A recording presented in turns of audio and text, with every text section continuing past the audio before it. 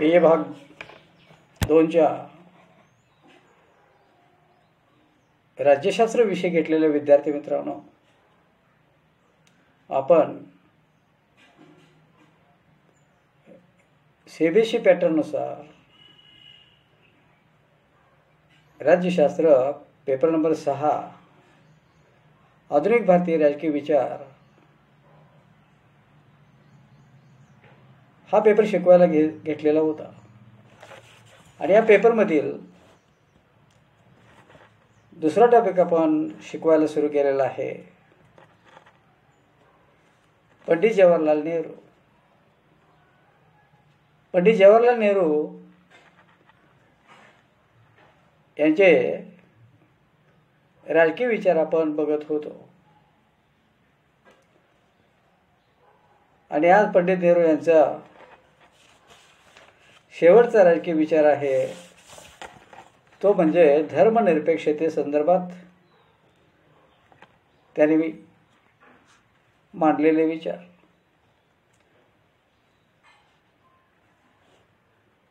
पंडित नेहरूंनी धर्मनिरपेक्षतेबद्दल किंवा धर्मातीत राज्याबद्दल आपले कोणते विचार मांडलेले आहेत ते या ठिकाणी आपण बघूया. पंडित नेहरूंच्या मते धर्मनिरपेक्षता म्हणजे धर्मविरोध नव्हे किंवा अतिरेकी भौतिकवाद नव्हे, तर सर्व धर्मांना समान दर्जा प्राप्त करून देणे होय. प्रत्येकाला आपल्या धर्मानुसार आचार, पूजा अर्चा, धार्मिक उत्सव, सण वगैरे करण्याचे स्वातंत्र्य असावे. तसेच कोणत्याही धर्माला ज्यादा खास सवलती किंवा अग्रक्रम नसावा. कोणालाही आपल्या कायदेशीर हक्कांना धार्मिक कारणांमुळे मुकावे लागू नये. राज्यसत्ता धर्मापासून अलग तटस्थ असावी. अशा रीतीने नेहरूंनी धर्मनिरपेक्षतेची संकल्पना स्पष्ट करून मानवाच्या भौतिक विकासात धार्मिक आध्यात्मिक मूल्यांची काही प्रमाणात आवश्यकता आहे असे सांगितलेले होते. पंडित नेहरूंना धर्मातीत राज्याची म्हणजे सेक्युलर स्टेट ही संकल्पना अभिप्रेत होती. आधुनिक काळात राज्य धर्मनिरपेक्षच असले पाहिजे असा त्यांचा ठाम निश्चय होता. धर्म व अंधश्रद्धा यावर भारतीय जनता वाजवीपेक्षा जास्त विसंबून राहिल्यामुळे राष्ट्राची कशी अधोगती झाली आहे याचे समर्पक विवेचन त्याने आपल्या भारताचा शोध म्हणजे डिस्कव्हरी ऑफ इंडिया या ग्रंथामध्ये केलेले आहे. त्यांच्या मते धर्माचा अर्थ व्यापक घेतला तर धर्म अशा क्षेत्रात वावरतो की जेथे रूढ सत्ता नाही, जेथे शास्त्राची विज्ञानाची गती नसते. विज्ञान वेष्टिक क्षेत्रापलीकडे धर्म वावरत असतो. विज्ञान पद्धती व धर्म पद्धती या मात्र परस्परांपासून अगदी भिन्न आहेत. धर्म गूढवाद, अध्यात्म, तत्वज्ञान यामध्ये जाऊन मिळतो. हा गूढवाद म्हणजे सारा भोंगळपणा, अस्पष्टपणा, सारे मऊ मऊ, गोड गोड असा शरणागतीचा व दुबळेपणाचा प्रकार आहे. विचारशक्तीला काटेकोरपणे श्रम देण्याऐवजी ती शक्ती ती बुद्धीच टाकून देऊन स्वत्व सोडून देऊन उचंबळलेल्या भावनांनिशी त्या समुद्रात मारलेली खोल बुडी आहे. धर्माच्या नावाखाली बहुतेक वेळा अंधश्रद्धा आणि प्रगती परागमुक्ता, कर्मटपणा, कळवेपणा, पिळवणूक, स्वार्थरक्षण यांचाच धागडधिंगा आणि गोंधळ सुरू होतो. धर्म माणसाला असहिष्णू व कुटपुमंडूक बनवितो. अंधश्रद्धा व धार्मिक गोष्टींचे वाढते स्तोम यामुळे हिंदू लोकांना स्वातंत्र्याचा विसर पडला आहे, असे नेहरूंचे मत आहे. परतंत्र देश गतकाळाच्या स्वप्नात शिरून वर्तमान काळ विसरू इच्छित असतो. गत इतिहासाच्या देखाव्याच्या वैभवात समाधान मानत असतो. या मूर्खपणाच्या व घातक खेळात वेळ घालवण्याची सवय आपल्यापैकी बऱ्याच लोकांना लागलेली आहे. माणसाच्या मनाचा व चैतन्याचा विकास थांबला की तो अध्यात्मावर भिस्त ठेवून राहतो.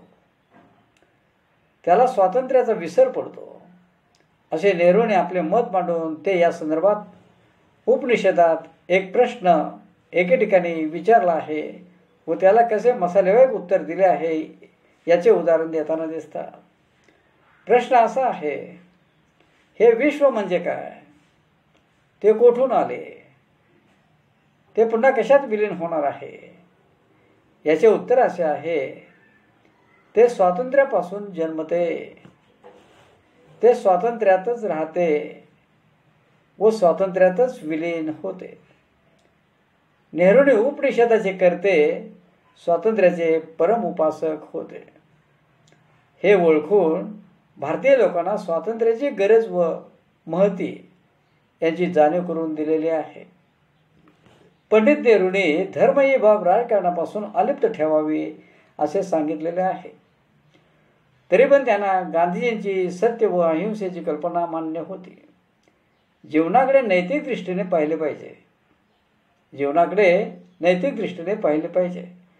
गांधीजींचा अहिंसात्मक मार्ग स्वीकारताना नेहरू म्हणतात, गांधीजी सत्यमय साधनांवर जोर देत असतात.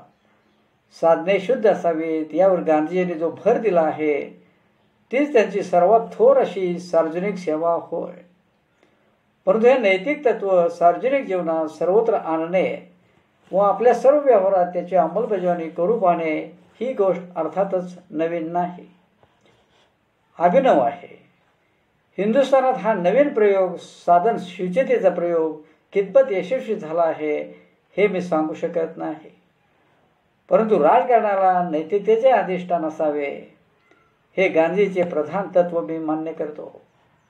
पंडित नेहरूने आपल्या ॲन ॲटोबायोग्राफी या आत्मचरित्रात धर्म ही बाब वैयक्तिक स्वरूपाची आहे, तिचा राजकारणाशी संबंध काहीही असू नये असे मत मांडले. धर्माच्या नावाखाली भांडवलशाही व साम्राज्यशाही यांना उत्तेजन देणाऱ्या इंग्लिश चर्चचे पोकळ दुबळे स्वरूप त्यांनी अचूक ओळखले. मानवाच्या नैतिक आध्यात्मिक उन्नतीला धर्म ही बाब अधिक घातक व मारक आहे. तेव्हा धर्म व राजकारण यात तफावत केली पाहिजे. भूतकाळातील धार्मिक अंधश्रद्धा ठेवण्याची वृत्ती वाईट आहे, कारण त्यामुळे राष्ट्राची प्रगती थांबते. राष्ट्रप्रेम, राष्ट्रसेवा, राष्ट्राभिमान या गोष्टींची जोपासना न होता केवळ धर्मावर, देवावर विसंबून राहणे म्हणजे स्वतःची व राष्ट्राची अधोगती करून घेणे होय. राष्ट्राच्या विकासाची सत्कार्ये जेथे साकार होतात तीच नेहरूने आपली तीर्थक्षेत्रे मानली होती. भारतात हिंदू, मुसलमान, ख्रिश्चन, पारसी इत्यादी विविध धर्माचे लोक राहतात. तेव्हा या सर्व धर्माच्या लोकांनी राष्ट्रीयत्वाच्या भावनेने एकत्र राहिले पाहिजे. प्रत्येकाने धर्म ही बाब वैयक्तिक मानून आपल्या धर्माचे जरूर आचरण करावे, परंतु आपल्या धर्माचा हस्तक्षेप दुसऱ्या धर्मावर करू नये. तसेच देशाच्या राजकारणात धर्माला स्थान देऊ नये. याचा अर्थ समाजातील धर्माचे अवमूल्यन होऊन ते नाहीसे व्हावेत असा नाही, तर राजकारण व धर्म यांची फारकत असावी. हिंदूंचे राज्य, मुस्लिमांचे राज्य अशा कल्पना नेहरूंना मान्य नव्हत्या. जेव्हा हिंदुस्थानची फाळणी होऊन भारत व पाकिस्तान ही दोन राष्ट्रे निर्माण झाली तेव्हा पाकिस्तान हे धर्म या घटकावर अधिष्ठित असे राज्य निर्माण झालेले होते. त्यामुळे पंडित नेहरूंच्या धर्मनिरपेक्ष राज्याच्या कल्पनेला काहीसा तडा गेला. हिंदू लोकांना पाकिस्तानने हकलून लावले आणि फक्त मुसलमान लोकांनाच आपल्या राष्ट्रात सामावून घेतले. पंडित नेहरूंनी पाकिस्तानातून येणाऱ्या निर्वासितांचे पुनर्वसन तर केलेच, शिवाय भारतातील मुस्लिम बांधवांना संरक्षणाची हमीही दिली. या त्यांच्या कार्यावरून त्यांची धर्मातीत राज्याची कल्पना किती प्रखर स्वरूपाची होती हे दिसून येते. पंडित नेहरूंची भाषणे खंड 3 या ग्रंथातील पंडित नेहरूंचे धर्मनिरपेक्षते संबंधीचे विचार अर्थपूर्ण वाटतात. ते लिहितात की भारत हे सर्वांचे सामायिक घर आहे. मग ते लोक कोणत्याही धर्माचे असोत, त्यांचे हक्क आणि कर्तव्ये सारखीच असतील. आमचे राष्ट्र हे संयुक्त राष्ट्र आहे. पंडित नेहरूंनी जरी गांधींचे नेतृत्व स्वीकारले होते तरी राजकारणाच्या जोडीला असणारी गांधींची धार्मिकता नेहरूंना कधीही मान्य नव्हती. याबाबत पंडित नेहरूंनी असा इशारा दिला होता की राजकारण आणि धार्मिकता यांचे रसायन म्हणजे मिश्रण जर फसफसले तर त्यातून जातीयवाद बाहेर पडेल. जातीयवाद शक्ती धर्माचा वापर समाज संघटनांसाठी नव्हे तर समाज विघटनासाठी घडवून आणतील. पंडित नेहरूंना महात्मा गांधींच्या सर्व धर्म प्रार्थना व प्रवचने यामध्ये अजिबात रस नव्हता. मुस्लिम आणि इतर धर्म यांच्या धार्मिक सुधारणा घडवून आणणे, त्यांच्या सामाजिक व आर्थिक अडचणी दूर होण्यासाठी प्रयत्न व्हावेत असे नेहरूंना वाटत होते. भारतातील विविध धर्मातील लोकांची धर्मांधता धार्मिकता कमी होऊन भारताचे ऐक्य व एकात्मता यासाठी एक सर्वसंग्राहक संस्कृती येथे निर्माण व्हावी यासाठी पंडित नेहरूंनी प्रयत्न केले. भारतात पंडित नेहरूंनी सुचवलेल्या मार्गाचा योग्य विचार तर झाला नाहीच, उलट काळाच्या ओघात येथील जनता भंगलेल्या आणि संकुचित संस्कृतीच्या पाठीमागे लागल्याने धर्मांध झाली आणि प्रार्थनास्थळे व मंदिरे जातीयवादी राजकारणाचे अड्डे व शस्त्रागारे बनली. त्यामुळे राष्ट्रीय एकात्मतेला तडा गेला. वेळीच जर भारतीय जनतेने गांधी नेहरूंचा सांस्कृतिक वारसा जतन केला असता तर अशी परिस्थिती निर्माण झाली नसती. पंडित नेहरू हे मानवतावादी तत्त्वज्ञ होते. त्यांच्या विचारांचा केंद्रबिंदू मानव हा होता. मानवाचे ऐहिक जीवन निरामय सुखी समृद्ध आणि प्रतिष्ठापूर्ण व्हावे अशी त्यांची आंतरिक तळमळ होती. ते इहलोकवादी पण समाजोन्नती करणारे निस्वार्थी समाजसुधारक होते. त्यांची वृत्ती इहलोकपर होती. म्हणून त्यांनी शुद्ध नैतिक मूल्यांना साधन शुचितेला महत्त्व दिले होते. गांधींनी सांगितलेले राजकारणाचे आध्यात्मिकरण त्यांना मान्य होते. सर्व जगात शांतता सहकार्य सहजीवन आणि समृद्धी वाढवून संपूर्ण मानवजात सुखी करण्यासाठी राजकीय सत्तेचा वापर करावा असे त्यांचे प्रांजळ मत होते. अशा पद्धतीनं पंडित नेहरू हे धर्मनिरपेक्षतावादी किंवा धर्मातीत राज्याचे उपासक होते, विचारक होते. सर्व धर्म समभाव ही वृत्ती त्यांच्या मनामध्ये होती. राजकारण आणि धर्म यापासून फारकत केली पाहिजे असं त्यांचं मत होतं. पंडित नेहरूंना गांधींची सर्वधर्मीय प्रार्थना अमान्य होती. त्याच्यावरती ते टीका करीत होते. राष्ट्राची एकात्मता आणि अखंडता सुरक्षित राहिली पाहिजे. त्यामुळे हिंदू असो मुस्लिम असो शीख असो पारशी असो किंवा अन्य कुठल्याही धर्माचा असो अशा अनेक धर्माचे समुदाय असो सगळ्या या धर्मांना समान महत्त्व दिलं पाहिजे, समान स्थान दिलं पाहिजे. कुठल्याही धर्माने स्वतःला श्रेष्ठ समजलं नाही पाहिजे. आणि जर तसं समजलं गेलं तर काय होईल तर एकात्मतेला तडा जाईल, जातीय दंगली निर्माण होतील असं नेहरूंना वाटत होतं. आणि म्हणून मग सर्व धर्म समभाव अशी वृत्ती जर संपूर्ण देशामध्ये निर्माण झाली आणि राजकारणामध्ये जर धर्माचा जर वापर नाही केला तर त्या ठिकाणी सर्व धर्म समभाव ही वृत्ती निर्माण होऊ शकते आणि राष्ट्रीय एकात्मता आणि अखंडता टिकून राहू शकते असं नेहरूंना वाटत होतं. म्हणून नेहरूंनी आपल्या भारताचा शोध या ग्रंथामध्ये धर्मातीत राज्याविषयी किंवा धर्मनिरपेक्षतेविषयी अशा पद्धतीचे विचार मांडलेले आहेत, हे या ठिकाणी लक्षात घ्यायचं. अशा पद्धतीनं साधारणपणे नेहरूंचे जे राजकीय विचार होते ते राजकीय विचार या ठिकाणी संपलेले आहेत. थोडंसं नेहरूंच्या या राजकीय विचारांवर काही टीकाकारांनी टीका केलेली आहे, म्हणजे मूल्यमापन केलेलं आहे. त्याचा विचार आपण या ठिकाणी करूया. आंतरराष्ट्रीय राजकारणात शांतता प्रस्थापित करणारा मानवतावादी शांतिदूत म्हणून पंडित नेहरूंना संपूर्ण जग ओळखते. भारतीय जनता त्यांना महान राष्ट्रवादी व समाजवादी नेता म्हणून ओळखते. नेहरूंनी भारताच्या स्वातंत्र्यासाठी व अभ्युदयासाठी आपले सर्वस्व वेचले. जगाला मानवतेचा व शांततेचा दिव्य संदेश देणाऱ्या या नेत्यावर लोकांनी टीका केली. सामान्यतः नेहरूंच्या राष्ट्रवादी समाजवादी आणि आंतरराष्ट्रवादी भूमिकेवर टीका केली जाते. कोणत्या टीका केल्या जातात? तर पहिली टीका, पंडित नेहरूंना महात्मा गांधींनी अधिक लाडावून ठेवले होते. महात्मा गांधींच्या समवेत नेहरूंबरोबरच चक्रवर्ती राजगोपालाचारी, सरदार वल्लभभाई पटेल, डॉक्टर राजेंद्र प्रसाद यासारखे सेवावृत्तीचे श्रद्धाळू व निष्ठावान नेते कार्य करीत होते. परंतु त्या सर्वांपेक्षा नेहरूंना गांधींनी काँग्रेसच्या नेतृत्वात अग्रस्थान दिले. अशी टीका नेहरूंच्यावरती झालेली आहे की गांधीजींनी त्यांना लाडावून ठेवलेलं होतं, अशी टीका. दुसरी टीका आहे, पंडित नेहरूंनी भारताला स्वातंत्र्य मिळवून दिले ही गोष्ट जरी मान्य केली तरी या स्वातंत्र्य आंदोलनात अनेक नेत्यांनी आपले सर्वस्व अर्पण केले होते, हे विसरून चालणार नाही. महात्मा गांधींची चले जाव ही चळवळ, स्वराज्य हा माझा जन्मसिद्ध हक्क आहे ही लोकमान्यांची सिंह गर्जना, सावरकरांचा अपूर्व त्याग, सरदार वल्लभभाई पटेलांचा पोलादी कणखरपणा,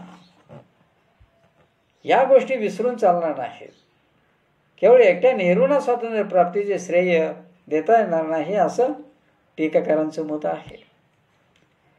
तिसरी टीका आहे, पंडित नेहरूंचा लोकशाही समाजवाद हा स्वप्नाळू होता. कारण मिश्र अर्थव्यवस्थेचा त्यांनी पुरस्कार केल्यामुळे खाजगी संपत्ती, भांडवलशाही आणि समाजवाद यांचा त्यांना मेळ घालता आला नाही, अशी त्यांच्यावरती टीका झालेली आहे. त्यानंतर चौथी टीका, पंडित नेहरूंचे परराष्ट्रीय धोरण अयशस्वी झाले. त्यांच्या अनाठायी शांततावादामुळे चीनने 1962 साली भारतावर आक्रमण केले आणि काही प्रदेश हस्तगत केला. आपल्या शांततावादी धोरणास गालबोट लागेल म्हणून त्याने चीनी आक्रमणाला जाणून बुजून प्रतिकार केला नाही.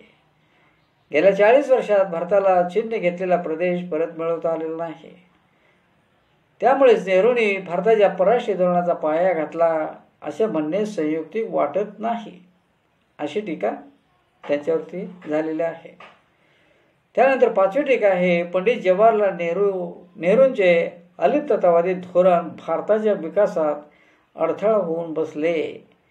बड्या राष्ट्रांच्या आक्रमक व युद्ध पिपासू धोरणाला विरोध म्हणून त्यांनी अलिप्ततावादी राष्ट्रांचा गट निर्माण केला. परंतु मागासलेल्या आणि आर्थिकदृष्ट्या कमकुवत असलेल्या राष्ट्रांचा हा गट होता. त्यामुळे मांजराच्या गळ्यात घंटा कोण बांधणार, अशी या अलिप्ततावादी राष्ट्रांची अवस्था झालेली होती, अशी टीका त्यांच्यावरती होते. त्यानंतर 6वी टीका आहे, नेहरूंची पंचशील तत्वे हे केवळ एक त्यांचे महान स्वप्न होते. आशिया खंडामध्ये हे स्वप्न प्रथम साकार करण्याची भव्य आकांक्षा नेहरूंनी उराशी बाळगली होती. परंतु पाकिस्तानी व चीनी आक्रमणामुळे भारतावर जे संकट ओढवले त्यामुळे नेहरूंच्या पंचशीलवादी परराष्ट्रीय धोरणाचा पायाच ढासळला, अशी टीका त्यांच्यावरती केली जाते, पंचशील धोरणावरती. त्याच्यानंतर 7वी टीका आहे, पंडित नेहरूंचे नेतृत्व व मार्गदर्शन समतोल वृत्तीचे नव्हते. विशेषतः मंत्रिमंडळाच्या रचनेबाबत त्यांचे पक्षपातीपणाचे धोरण असे. त्यामुळेच काँग्रेसमध्ये पुरोगामी व प्रतिगामी असे गट पडले. उजवे डावे असे दोन गट पडून त्यांच्यात संघर्ष सुरू झाला. भावी काळात काँग्रेस पक्षाचे विघटन होईल असे खतपाणी नेहरूंच्या राजवटीत घालण्यात आले, अशी नेहरूंच्यावरती टीका केली जाते. आणि भविष्यकाळामध्ये काँग्रेसमध्ये दोन गट पडले. त्यानंतर 8वी टीका आहे, पंडित नेहरू भारतीय जनतेपुढे पंतप्रधान, राष्ट्रप्रमुख, नेते असे न राहता त्यांची व्यक्तिपूजा सुरू झाली. निरक्षर लोक नेहरूंना देव मानू लागले.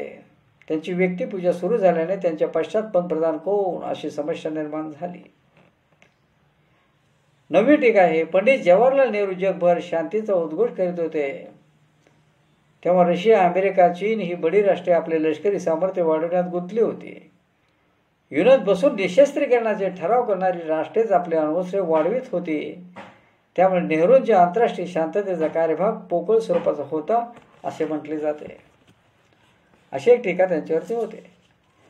अशा पद्धतीने नेहरूंच्या राजकीय विचारांवर व कार्यावर प्रगट टीका होत असली तरीही नेहरूंच्या कार्याची जगभर झालेली स्तुती टीकाकारांना नाकारता येत नाही. राष्ट्रवादी व आंतरराष्ट्रवादी म्हणून त्यांनी केलेले कार्य प्रचंड आहे. नेहरूंना स्वातंत्र्यासाठी जेवढे प्रयत्न करावे लागले त्याच्या कितीतरी पटीने अधिक प्रयत्न स्वातंत्र्यप्राप्तीनंतर राष्ट्राच्या विकासासाठी करावे लागले. पहिले पंतप्रधान म्हणून त्यांना अत्यंत अवघड भूमिका स्वीकारावी लागली. देशापुढे अनेक जटिल आणि कुटील समस्या उभ्या असताना, देशाची आर्थिक स्थिती कमकुवत असताना त्यांनी पंतप्रधानपद स्वीकारून आपली जबाबदारी पार पाडली.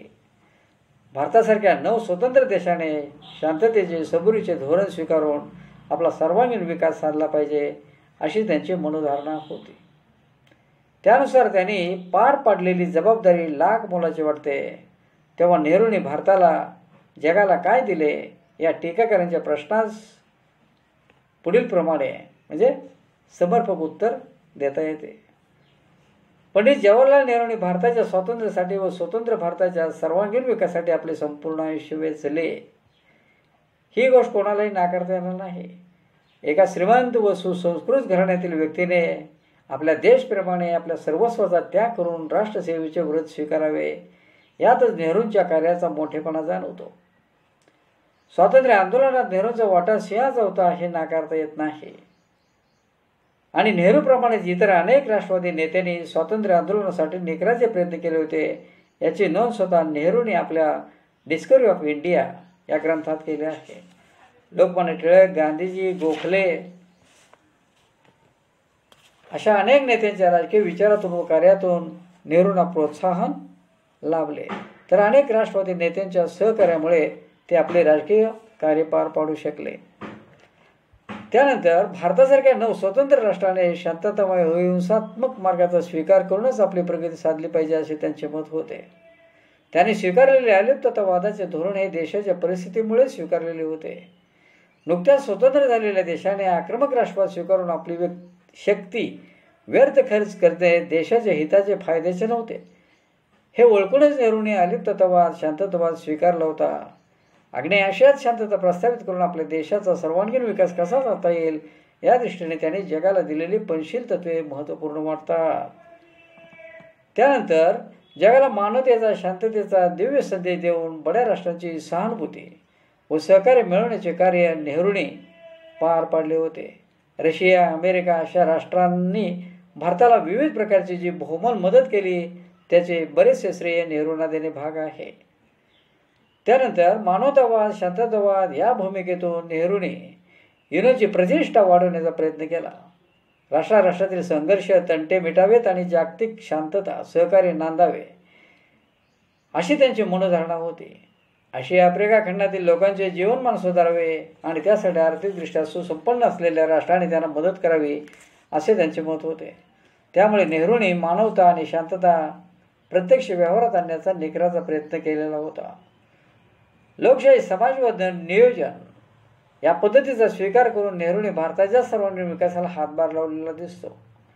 भारतातील जमीनदारी व भांडवलदारी एकदम नाहीशी करता येणार नाही हे ओळखूनच त्यांनी मिश्र अर्थव्यवस्थेचा पुरस्कार केला होता. विविध पंचवार्षिक योजना आखून त्या कार्यान्वित करण्याचा त्यांनी प्रयत्न केला. त्याने औद्योगिक प्रगती साधण्यासाठी मोठमोठे उद्योगधंदे व कारखानदारी यांना चालना दिलेली होती. त्याचबरोबर नेहरूंनी धर्मनिरपेक्षते धोरण मान्य करून भारतात विविध धर्माच्या लोकांचे ऐक्य निर्माण झाले पाहिजे व ते ऐक्य टिकवले पाहिजे या दृष्टीने धर्मातीत राज्याच्या कल्पनेला महत्त्व दिले. नेहरूंनी धर्म ही बाब राजकारणापासून पूर्ण बाजूला ठेवलेले दिसते.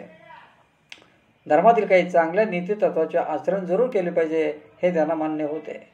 भारतातील सर्व धर्मियांनी आपले मतभेद, धर्मभेद, जातीभेद बाजूला ठेवून राष्ट्रीयत्वाच्या भावनेने एकत्र राहिले पाहिजे, तरच भारताचे संरक्षण व संवर्धन होईल असे त्यांचे मत होते. अशा पद्धतीनं नेहरूंच्या जीवन प्रणालीत जनकल्याणाची तळमळ आणि सर्वसामान्य पददलित लोकांबद्दल अत्यंतिक सहानुभूती होती. त्यांचा आदर्शवाद फार मोठा होता, त्यामुळे त्याने वास्तववादाची कास कधी सोडली नाही. स्वातंत्र्यपूर्व काळापासून ते 1964पर्यंत त्यांनी भारतासमोर असलेल्या विविध प्रश्नांचा विचार केला. भारताचे संरक्षण, संवर्धन, सर्वांगीण विकास याविषयी त्यांना ध्यास लागलेला होता. नेहरूंनी राष्ट्रवादाच्या चौकटीतूनच आंतरराष्ट्रवादाकडे झेप घेतली. भारताची पद, प्रतिष्ठा, महत्त्व वाढवण्यासाठी त्यांनी कट्टर राष्ट्रवादी भूमिका स्वीकारली होती. नेहरू स्वप्नाळ होते, त्यामुळे त्यांचा शांततावाद अपयशी ठरला असे म्हणणाऱ्या लोकात नेहरूंच्या कार्याचे मूल्यमापन करण्याची पात्रताच नाही असे म्हणावे लागते. कारण नेहरूने आंतरराष्ट्रीय शांतता व सहकार्य निर्माण करण्याचा जो प्रयत्न केला होता तो त्यांच्या दूरदर्शित्वाचे द्योतक समजला पाहिजे. आंतरराष्ट्रीय पार्श्वभूमी समजावून घेऊन त्यांनी आपली राष्ट्रवादाची भूमिका साकार करण्याचा प्रयत्न केला होता.